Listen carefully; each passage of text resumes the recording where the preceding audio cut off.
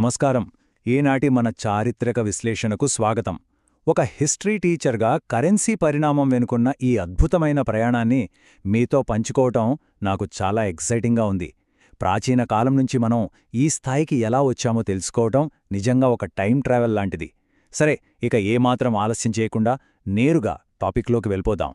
మనం మన రోజువారీ సంభాషణల్లో తరచుగా వాడుతుంటాం కదా, నా దగ్గర ఒక్క దమ్మిడి కూడా లేదు అని.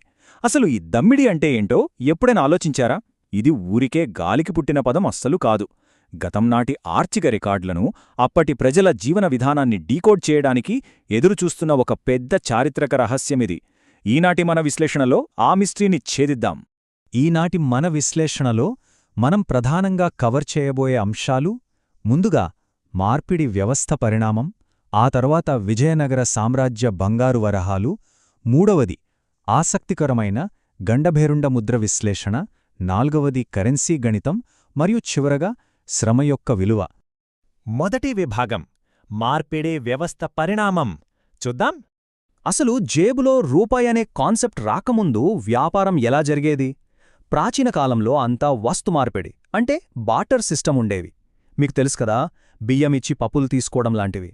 ఆ తర్వాత మధ్యయుగంలో రాజులొచ్చారు. ఒక పద్ధతి ప్రకారం నాణేల ముద్రణ స్టార్ట్ అయింది. ఇక విజయనగర కాలం వచ్చేసరికి ఆర్థిక వ్యవస్థ పరాకాష్ఠకు చేరుకుని బంగారం, వెండి నాణేల ప్రమాణాలు అమలులోకి వచ్చాయి. అంటే ఒక సాధారణ వస్తు మార్పిడి పద్ధతి నుండి ఏకంగా రాజుల ఆజ్ఞలచే నడిచే విలువైన లోహాల నాణేల శకంలోకి మారిన ఒక అద్భుతమైన ట్రాన్సిషన్ అన్నమాట ఇది. రెండవ విభాగం విజయనగర సామ్రాజ్య బంగారు వరహాలు. శ్రీకృష్ణదేవరాయల పాలన గురించి, అప్పటి సంపద గురించి మనం ప్రత్యేకంగా చెప్పుకోవాలి. ఇక్కడ అత్యంత ఆసక్తికరమైన విషయమేమిటంటే, ఈ వరహాలు లేదా గజ్జెలు అని పిలిచే బంగారు నాణేలు. ఇవి కేవలం కిరాణా కొట్లో సరుకులు కొనుక్కోవడానికి చేసినవి కావు. ఒక సామ్రాజ్యం ఎంత గొప్పగా, ఎంత రిచ్గా ఉందో ప్రపంచానికి చాటి చెప్పడానికి ఆ రాజులు ముద్రించిన స్వచ్ఛమైన భౌతిక సాక్ష్యాలివి. చెప్పాలంటే ఇవి కేవలం కరెన్సీ యూనిట్లు కావు, ఒక మహాసామ్రాజ్య శ్రేయస్సుకు ఇవి తిరుగులేని నిదర్శనాలు. మూడవ విభాగం గండభేరుండ ముద్ర విశ్లేషణ.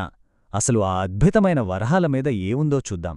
ఇక్కడ కనిపిస్తున్న ఈ ముద్రనే గండభేరుండమంటారు. ఇది ఒక పౌరాణిక రెండు తలల పక్షి. సాక్షాత్తు శ్రీకృష్ణదేవరాయల అఫీషియల్ రాజముద్ర ఇది.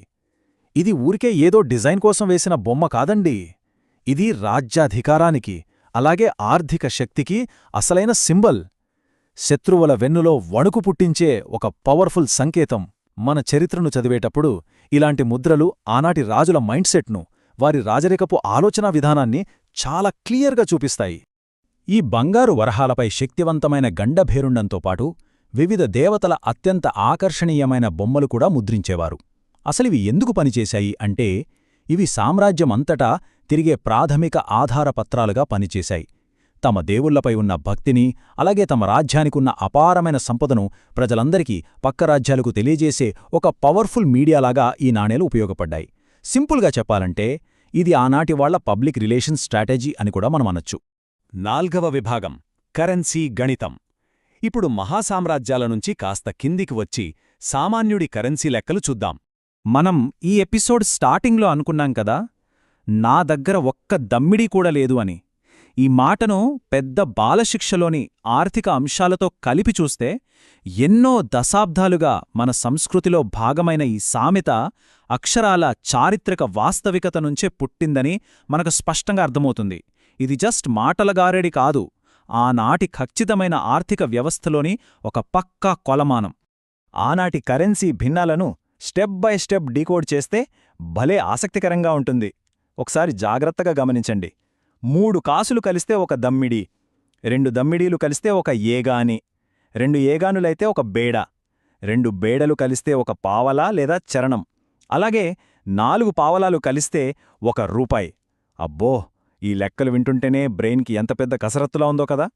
ఎలాంటి క్యాల్కులేటర్లు, ఆధునిక పరికరాలు లేని ఆ రోజుల్లోనే అప్పటివారు ఈ భిన్నాలను ఇంత ఖచ్చితంగా, తప్పు లేకుండా ఎలా లెక్కించేవారో ఊహించండి. అప్పటి సామాన్యుడి మ్యాథమెటికల్ స్కిల్స్ ఎంతుండేవో దీని ద్వారా మనకర్థమవుతుంది. సో ఇక్కడ అసలైన కీపాయింట్ 16 అనాళ్ళు. ఇందాక మనం చూసిన ఆ చిన్న చిన్న లెక్కలన్నింటినీ కలుపుకుంటూ పోతే ఒక రూపాయికి 16 ఆనాళ్ళు అని తేల్తుంది. ఈ ఫైనల్ కన్వర్షన్ రేట్ అనేది ఆనాటి చారిత్రక ప్రామాణిక రూపాయికి ఖచ్చితంగా సమానం. అంటే రూపాయి అనేది ఏదో సింగిల్ కాయిన్ మాత్రమే కాదు, ఎన్నో చిన్న చిన్న విలువైన యూనిట్ల ఒక క్రమబద్ధమైన సమూహం. ఇక 5వ విభాగం శ్రమ యొక్క విలువ.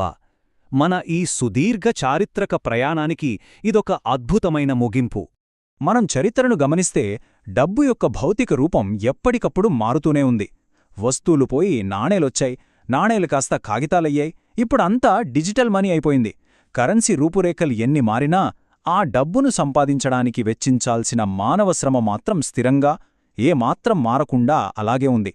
ముద్రణ మారొచ్చు, పాలకుడు మారొచ్చు, కాని శ్రమ విలువ, ఆ శ్రమ కోసం పడే కష్టం ఎప్పటికీ మారదు అనేదే ఈ విశ్లేషణ నుండి మనం ఖచ్చితంగా గుర్తుంచుకోవాల్సిన అతి ముఖ్యమైన పాఠం. ఈ విశ్లేషణ ముగించే ముందు ఒక చిన్న ఆలోచన. ఒకవైపు ఈ బంగారు వరహాల శకం ముగుస్తుండగా ఆ సంపదను కాపాడుకోవడానికి, సామ్రాజ్యాలను విస్తరించడానికి అప్పట్లో ఉపయోగించిన ఆయుధాల కథ ఏమిటి? ప్రాచీన ఆయుధాలు, ఆ కత్తులు, ఈటలు, ధనుస్సుల వెనుక దాగి ఉన్న అసలైన సెంటిమెంట్స్ ఏమిటి? భలే ఇంట్రెస్టింగ్గా ఉంది గదూ! ఇది మన తదుపరి విశ్లేషణలో రాబోయే ప్రాచీన యుద్ధ కళల గురించిన అంశాలకొక సూపర్బ్ స్టార్ట్.